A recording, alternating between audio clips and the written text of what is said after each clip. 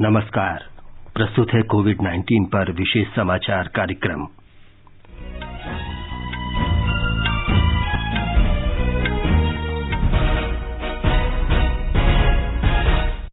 प्रधानमंत्री नरेंद्र मोदी ने विशाखापट्टनम में गैस रिसाव स्थिति की समीक्षा की।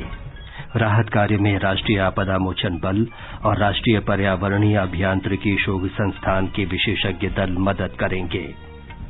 प्रधानमंत्री ने कोरोना महामारी की चुनौती से निपटने के लिए समन्वित प्रयासों पर जोर दिया। मानवता की सेवा के लिए भारत की प्रतिबद्धता दोहराई। स्वास्थ्य मंत्री डॉक्टर हर्षवर्धन ने उत्तर प्रदेश, ओडिशा और पश्चिम बंगाल में कोविड-19 से निपटने की तैयारियों की समीक्षा की। विदेशों में फंसे भारतीयों को वापस लाने के लिए वंदे भारत मिशन शुरू। भारतीय नौसेना का जहाज INS जलाश्व मालदीव पहुंचा और सरकार ने अगले 2 वर्ष में 15 लाख करोड़ रुपए की लागत से सड़क निर्माण का लक्ष्य रखा।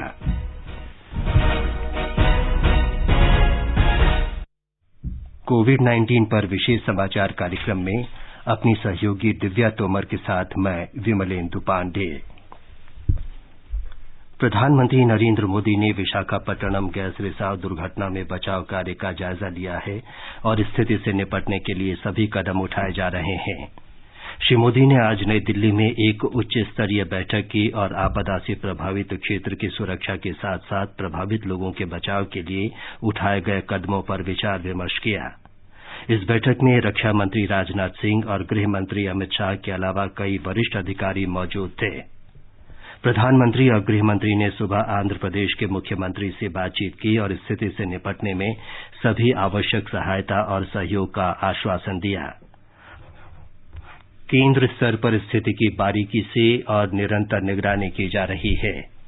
कैबिनेट सचिव राजीव गौबा ने गृह, पर्यावरण, रसायन और पेट्रो रसायन, फार्मा, सूचना और प्रसारण सचिवों, राष्ट्रीय आपदा प्रबंधन प्राधिकरण के सदस्यों और राष्ट्रीय आपदा मोचन बल के महानिदेशक के साथ विस्तृत स्थिति की समीक्षा की। समीक्षा बैठक में स्थिति से निपटने के विभिन्न कदमों का ब्यौरा दिया गया। राष्ट्रीय आपदा मोचन बल के दल के साथ रसायन, जैविक, रेडियोलॉजी और परमाणु सुरक्षा से संबंधित विशेषज्ञों को राज्य सरकार और स्थानीय प्रशासन के सहयोग के लिए विशाखापट्टनम में तैनात किया गया है। NDRF के दल ने दुर्घटना स्थल के दायरे में रह रहे लोगों को बाहर निकाल लिया है। राष्ट्रीय आपदा मोचन बल के महानिदेशक SN प्रधान ने नई दिल्ली में बताया कि स्थिति नियंत्रण में है। The leakage situation is much better now in the sense that the silo that was leaking is now down to minimal and there is hardly any leakage there, and other measures to neutralize the entire chemical situation there is also being taken. So overall the situation is under control, and I think overall we can say that now it is a question of rehabilitation and treatment of the people who have been affected. NDRF के विशेषज्ञ और नागपुर के राष्ट्रीय पर्यावरणीय अभियांत्रिकी शोध संस्थान का एक विशेषज्ञ दल विशाखापट्टनम के लिए रवाना हो गया है। इसके अलावा स्वास्थ्य सेवा महानिदेशालय भी स्थानीय चिकित्सा कर्मियों को सलाह देने के लिए विशेषज्ञ सलाह उपलब्ध कराएगा। विशाखापट्टनम में आज तड़के एक फैक्ट्री में गैस रिसने की घटना में 11 लोगों की मौत हो गई और लगभग 1000 लोग प्रभावित हुए हैं। फैक्ट्री के आसपास के करीब 250 परिवारों को सुरक्षित स्थानों पर पहुंचाया गया है। राष्ट्रपति, उपराष्ट्रपति, प्रधानमंत्री, गृह मंत्री और रक्षा मंत्री ने गैस रिसाव की दुर्घटना में मारे गए लोगों के प्रति शोक प्रकट किया है। राष्ट्रीय मानवाधिकार आयोग ने विशाखापट्टनम में गैस लीक होने से हुई कई लोगों की मृत्यु और उनके बीमार पड़ने पर केंद्र और आंध्र प्रदेश सरकार को नोटिस जारी किया है। मीडिया रिपोर्ट का संज्ञान लेते हुए आयोग ने राज्य के मुख्य सचिव से इस मामले में विस्तृत रिपोर्ट मांगी है। इसमें राहत और बचाव कार्य की स्थिति, लोगों को दिए जाने वाले चिकित्सा उपचार शामिल हैं। आयोग ने राज्य के पुलिस महानिदेशक को इस मामले में प्राथमिकी दर्ज करने और जांच की स्थिति के बारे में सूचित करने का भी निर्देश दिया है। प्रधानमंत्री नरेंद्र मोदी ने कहा है कि भारत विश्व के अन्य देशों की सहायता के लिए लगातार प्रयासरत है। उन्होंने कहा कि थकने पर ठहर जाना समस्या का समाधान नहीं है। हम सबको कोरोना महामारी का मिलकर मुकाबला करना होगा। बुद्ध पूर्णिमा के अवसर पर कोरोना योद्धाओं के सम्मान में आयोजित एक ऑनलाइन कार्यक्रम में प्रधानमंत्री ने कहा कि भारत हर जरूरतमंद व्यक्ति की सहायता के लिए दृढ़ता से खड़ा है। भारत निस्वार्थ भाव से बिना किसी भेद के अपने यहाँ भी और पूरे विश्व में कहीं भी संकट में घिरे व्यक्ति के साथ पूरी मजबूती से खड़ा है। लाभ हानि समर्थ असमर्थ से अलग हमारे लिए संकट की ये घड़ी सहायता करने की है, जितना संभव हो मदद का हाथ आगे बढ़ाने की है। श्री मोदी ने कहा कि महात्मा बुद्ध भारत में बोध और आत्मबोध दोनों के प्रतीक हैं। बुद्ध भारत के बोध और भारत के आत्मबोध दोनों का प्रतीक है।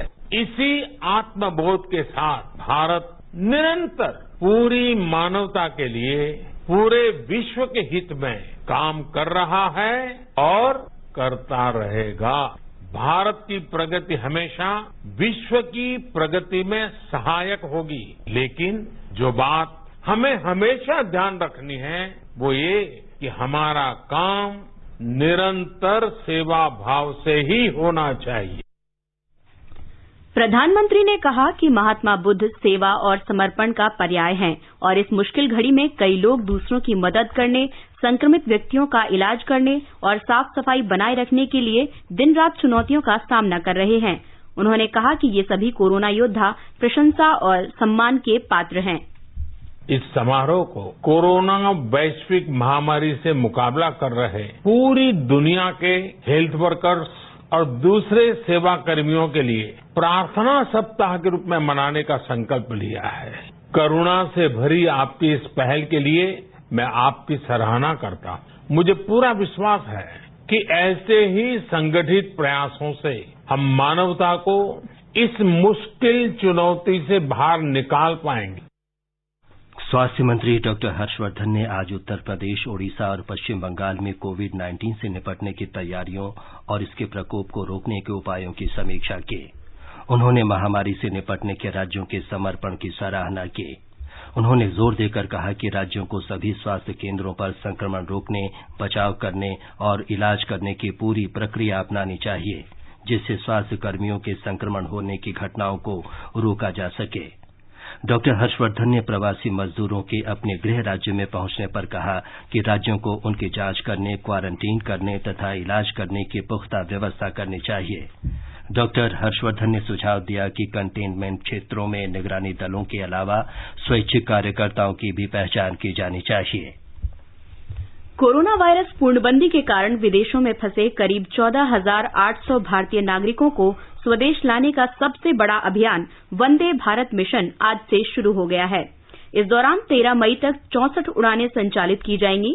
विदेश मंत्री सुब्रमण्यम जयशंकर ने फंसे हुए लोगों से संबंधित देशों के भारतीय दूतावास के साथ संपर्क में रहने की अपील की है। एक रिपोर्ट।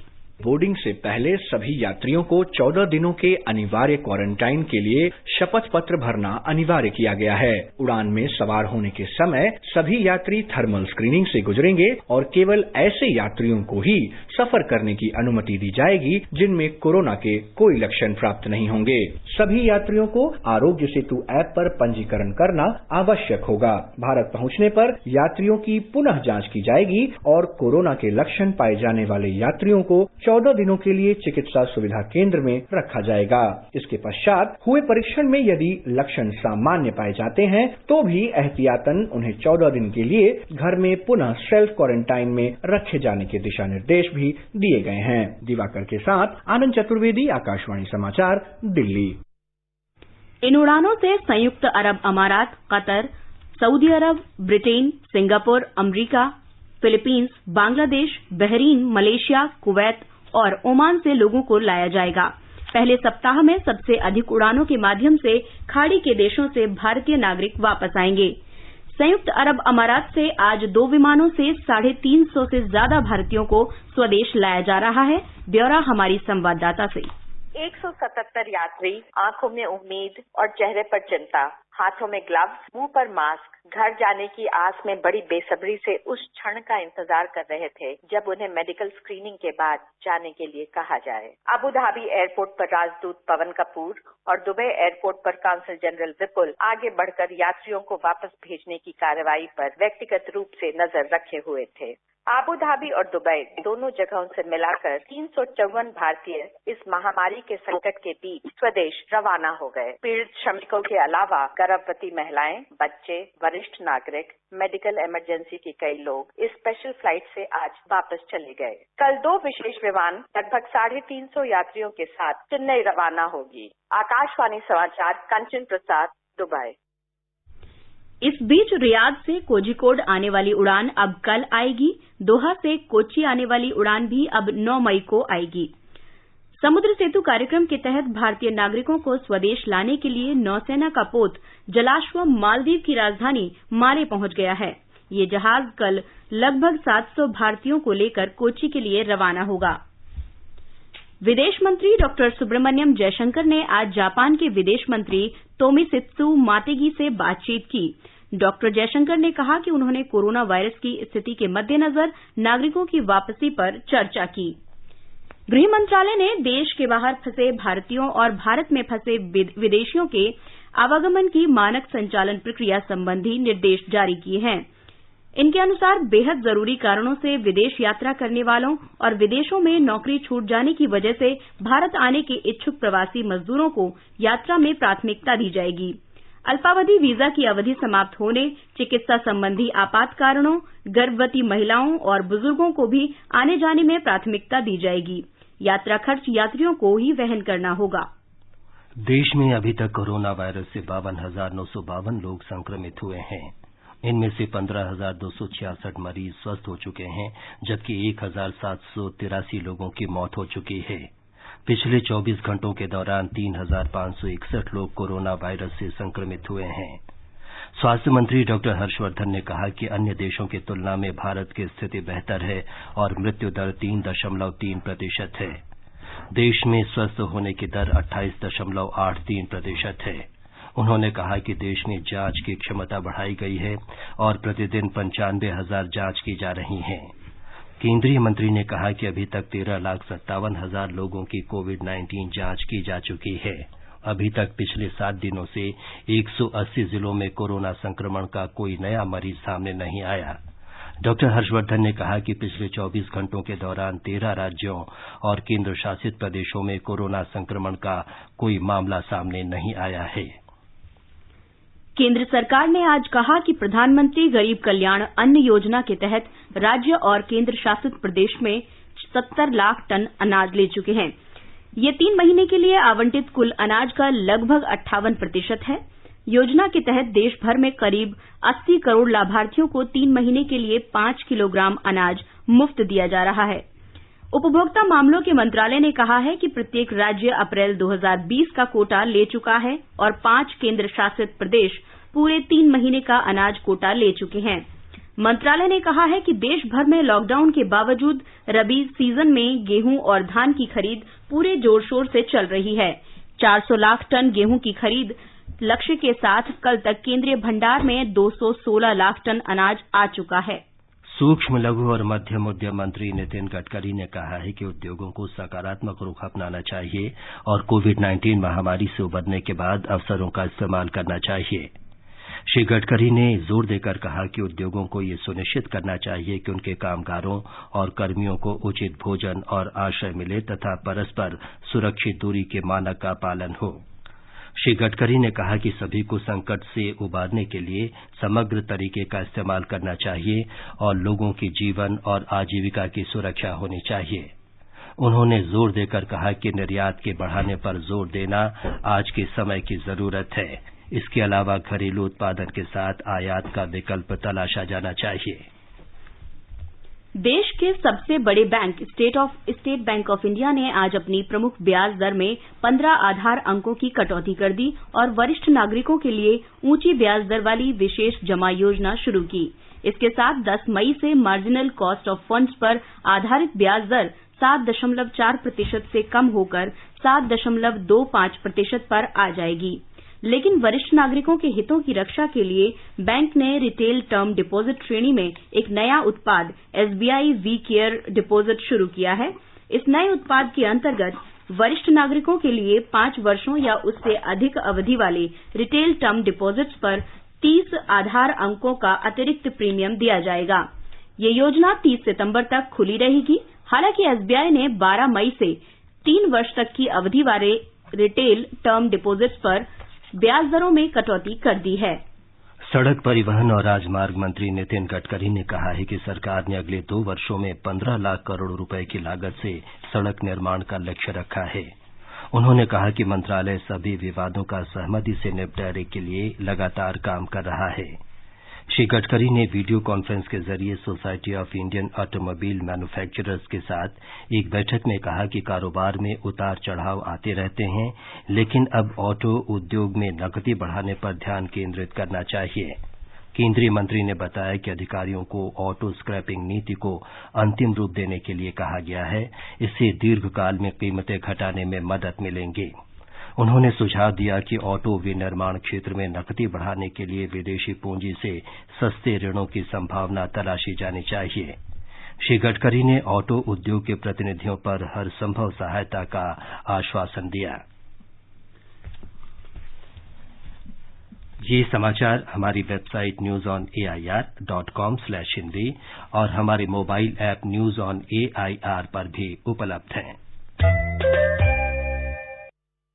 ये आकाशवाणी है। आगे बढ़ने से पहले मुख्य समाचारों पर एक नजर। प्रधानमंत्री नरेंद्र मोदी ने विशाखापट्टनम में गैस रिसाव की स्थिति की समीक्षा की। राहत कार्य में राष्ट्रीय आपदा मोचन बल और राष्ट्रीय पर्यावरण अभियांत्रिकी शोध संस्थान के विशेषज्ञ दल मदद करेंगे। प्रधानमंत्री कोरोना महामारी की चुनौती से निपटने के लिए समन्वित प्रयासों पर जोर दिया।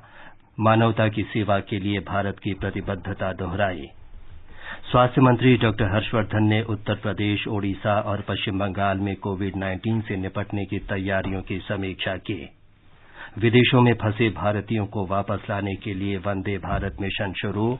भारतीय नौसेना का जहाज INS जलाश्व मालदीव पहुंचा और सरकार ने अगले 2 वर्षों में 15 लाख करोड़ रुपए की लागत से सड़क निर्माण का लक्ष्य रखा।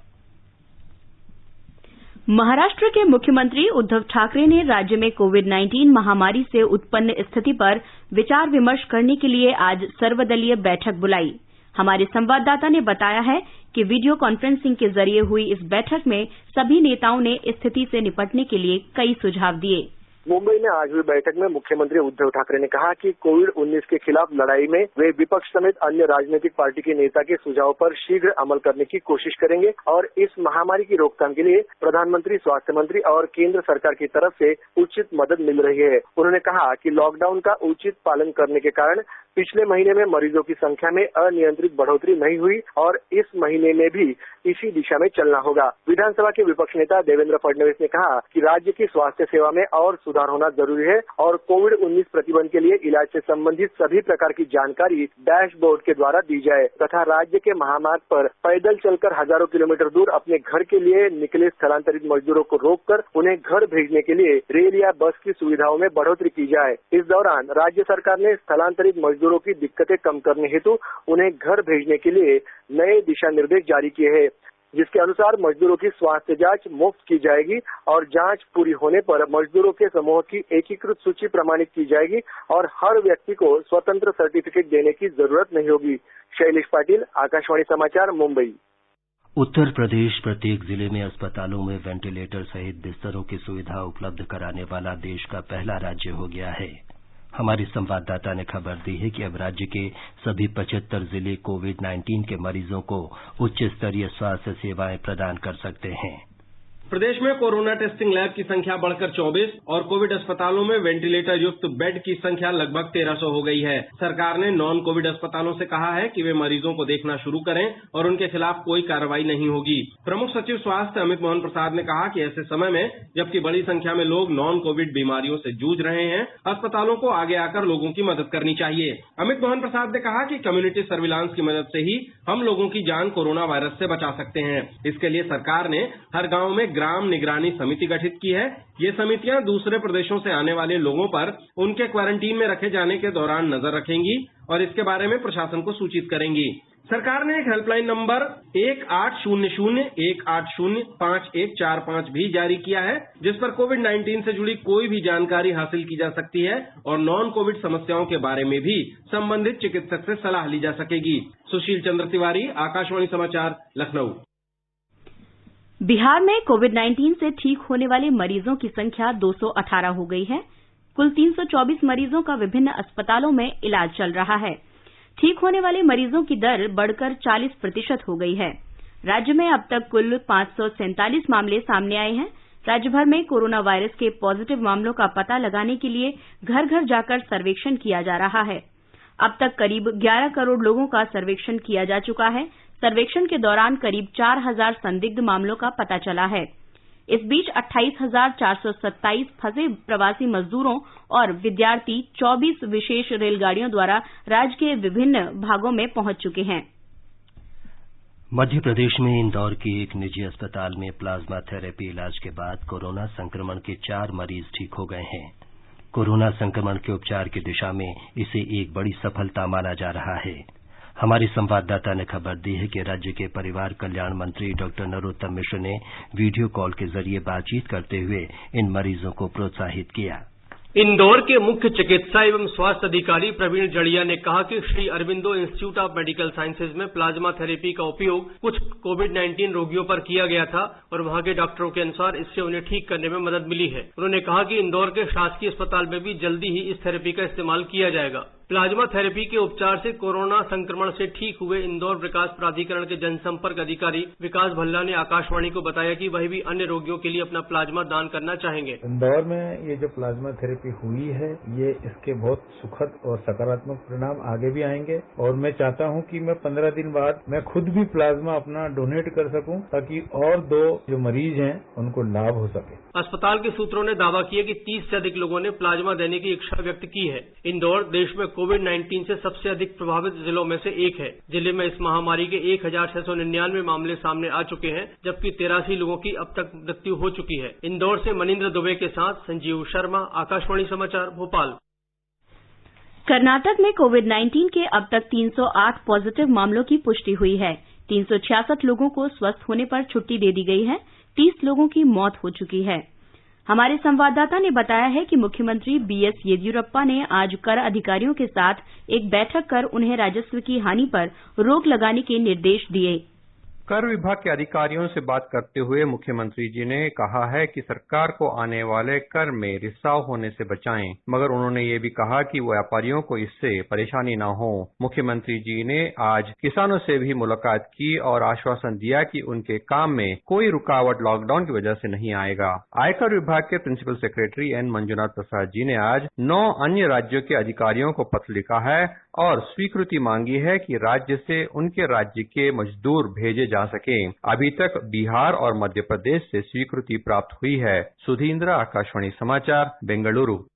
हिमाचल प्रदेश के मुख्यमंत्री जयराम ठाकुर ने आज वीडियो कॉन्फ्रेंस के जरिए मंडी के सिराज विधानसभा क्षेत्र के विभिन्न पंचायत प्रधानों को संबोधित किया। मुख्यमंत्री ने पूर्णबंदी के दौरान हाल ही में देश के विभिन्न हिस्सों से अपने अपने गांव लौटे निवासियों से गृह संगरोध और पारस्परिक सुरक्षित दूरी बनाए रखने के नियमों का कड़ाई से पालन सुनिश्चित कराने का प्रधानों से आग्रह किया। ब्यौरा हमारे संवाददाता से। मुख्यमंत्री ने अधिकारियों को निर्देशित करते हुए कहा कि रेड जोन से आने वाले लोगों को क्वारंटाइन केंद्रों में रहना आवश्यक होगा। राज्य सरकार ने यह भी निर्णय लिया है कि अगर कोई होम क्वारंटाइन का उल्लंघन करता हुआ पाया जाता है तो उसे तुरंत संस्थागत क्वारंटाइन में स्थानांतरित कर दिया जाएगा। इस बीच राज्य में एक और कोविड-19 का मामला सामने आने के बाद एक्टिव कोविड-19 केसेस की संख्या बढ़कर 6 हो गई है। अब तक राज्य में कुल 46 लोग कोविड पॉजिटिव पाए गए हैं, जबकि 34 कोविड पॉजिटिव मरीज ठीक भी हुए हैं। राज्य में कोविड-19 से मरने वालों की संख्या 2 है। संजीव सुंदरियाल, आकाशवाणी समाचार, शिमला। जम्मू में फंसे 300 रोगियों और छात्रों का तीसरा जत्था कल देर रात लद्दाख के करगिल में कुर्बथांग स्थित लद्दाख स्वायत्त पहाड़ी विकास परिषद सचिवालय पहुंचा। उन्हें आज उनके घरों के लिए विशेष बसों से रवाना किया गया। दिल्ली के उपराज्यपाल अनिल बैजल ने कोविड-19 की वजह से शहीद हुए दिल्ली पुलिस के कांस्टेबल अमित कुमार के निधन पर दुख व्यक्त किया है। श्री बैजल ने कहा कि कांस्टेबल अमित कुमार का बलिदान हमेशा याद किया जाता रहेगा। उन्होंने पुलिसकर्मियों को एक ऐसा महान योद्धा बताया है जो महामारी के खिलाफ संघर्ष कर रहे लोगों में सबसे आगे हैं। मुख्यमंत्री अरविंद केजरीवाल ने दिवंगत पुलिसकर्मी के परिवार को 1 करोड़ रुपए की अनुग्रह राशि देने की घोषणा की। मानव संसाधन विकास मंत्री रमेश पोखरियाल निशंक ने घोषणा की है कि संयुक्त प्रवेश परीक्षा जेईई एडवांस 23 अगस्त को आयोजित की जाएगी। श्री निशंक ने कहा कि जेईई मेंस परीक्षा 18 से 23 जुलाई के बीच आयोजित होगी, जबकि राष्ट्रीय पात्रता एवं प्रवेश परीक्षा नीट 26 जुलाई को आयोजित की जाएगी। मानव संसाधन विकास मंत्री रमेश पोखरियाल निशंक ने आज प्रधानमंत्री शोध छात्रवृत्ति योजना में बदलाव की घोषणा की। ये योजना देश में शोध को बढ़ावा देने के लिए घोषित की गई है। राष्ट्रीय विज्ञान संस्थान, भारतीय प्रौद्योगिकी संस्थान, राष्ट्रीय प्रौद्योगिकी संस्थान और राष्ट्रीय सूचना प्रौद्योगिकी संस्थान के अलावा अन्य विश्वविद्यालय और संस्थान के छात्र भी इस योजना का लाभ ले सकेंगे। पीएचडी कर रहे छात्र भी इस योजना में शामिल हो सकेंगे। श्री पोखरियाल ने कहा कि इससे उच्च शैक्षिक संस्थानों में गुणवत्ता युक्त शोध को बढ़ावा मिलेगा। रेल मंत्रालय ने अपने 5,231 यात्री डिब्बों को कोविड देखभाल केंद्रों के रूप में बदल दिया है। स्वास्थ्य मंत्रालय के दिशा निर्देशों के अनुसार इन डिब्बों का इस्तेमाल कोविड देखभाल केंद्रों के रूप में मामूली रूप से संक्रमित लोगों के लिए किया जा सकेगा। ये डिब्बे ऐसे इलाकों में इस्तेमाल किए जाएंगे जहां राज्यों की स्वास्थ्य सुविधाएं समाप्त हो गई हैं और कोविड के संदिग्ध और पुष्ट मामलों के लिए आइसोलेशन की क्षमता बढ़ाने की आवश्यकता है। कोविड देखभाल केंद्र बनाने के लिए कुल 215 स्टेशन चिन्हित किए गए हैं। आकाशवाणी का समाचार सेवा प्रभाग एक्सपर्ट स्पीक कार्यक्रम में कोविड-19 महामारी के बारे में विशेषज्ञ डॉक्टरों की राय प्रसारित करता है। इस श्रृंखला में आकाशवाणी से विशेष बातचीत में दिल्ली के लोकनायक जयप्रकाश नारायण अस्पताल के डॉक्टर नरेश गुप्ता ने कहा कि ज्यादातर मामलों में कोविड-19 के बहुत कम रोगियों को ही अस्पताल में भर्ती होने की जरूरत है। कॉमन कोल्ड और कोरोना वायरस दोनों की दोनों आमतौर से अपने आप ही सेटल कर जाते। 80% में तो ऐसी भी तकलीफ नहीं करते हैं या इतनी हल्की करते हैं कि लोग घर पे ही ठीक हो जाते हैं। 10-15% में उनको अस्पताल जाके कुछ दवाई दी जाती है और वो सेटल हो जाते हैं। 5% या उससे कम वाले हैं जो कि दाखिल होना पड़ता है। अखिल भारतीय आयुर्विज्ञान संस्थान एम्स के निदेशक डॉक्टर रणदीप गुलेरिया ने विशेषकर संक्रमण क्षेत्र में आने वाले लोगों को कोरोना संक्रमण की श्रृंखला को तोड़ने के लिए लॉकडाउन मानकों का गंभीरता से पालन करने की सलाह दी। अगर हम ये लॉकडाउन एग्रेसिवली फॉलो करें, स्पेशली जो हॉटस्पॉट्स हैं, उसमें हम ये देखें कि ये लॉकडाउन, सोशल डिस्टेंसिंग, क्वारंटाइन हम पूरी तरह से करते हैं और सब लोग इसमें भागीदारी करते हैं, तो हमारे केसेस जो हैं वो बढ़ेंगे नहीं। आस्ता आस्ता कर्व फ्लैटन होगा और केसेस कम होने शुरू होंगे। आकाशवाणी का समाचार सेवा प्रभाग आज हिंदी और अंग्रेजी में अपने फोन इन कार्यक्रम में कोविड-19 पर विशेष परिचर्चा प्रसारित करेगा।